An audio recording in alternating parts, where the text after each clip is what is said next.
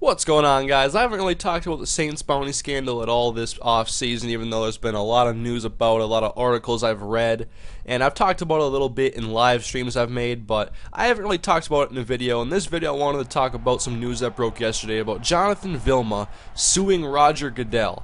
And now, with this lawsuit, what Jonathan Vilma is saying is that Roger Goodell has lied about him, has made false statements, and are tarnishing Vilma's reputation, and will be hindering his ability to get future NFL work. And you've seen already that New Orleans Saints have prepared for the bounty scandal and suspensions, and there was only a handful of players actually suspended, only two for the Saints, that being Will Smith and Jonathan Vilma, and they prepared for that by getting David Hawthorne and Curtis Lofton. So really, the void behind Vilma, they were prepared for it. I don't think they were prepared for a year-long suspension.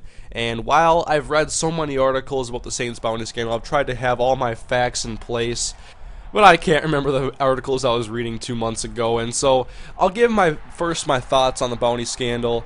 If indeed there was money on the table so that players would go out and injure other players, then I think that's wrong and they should be penalized and have the suspensions in place.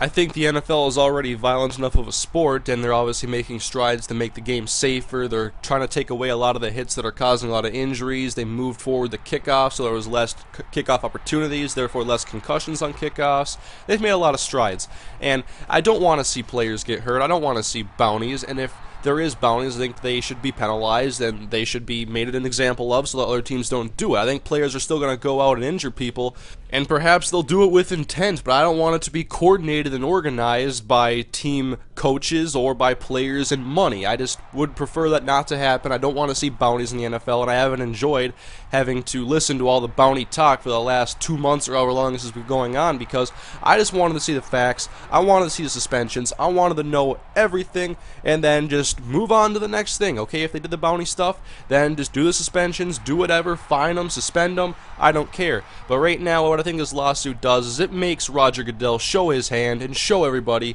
the supposed evidence he has against the Saints, against Jonathan Vilma, against all those guys, Anthony Hargrove, and I want to see what he actually has, because all I've seen really was that pre-game speech that Greg Williams had before the 49ers game where he's talking about taking out Crabtree's ACL and attacking Gore.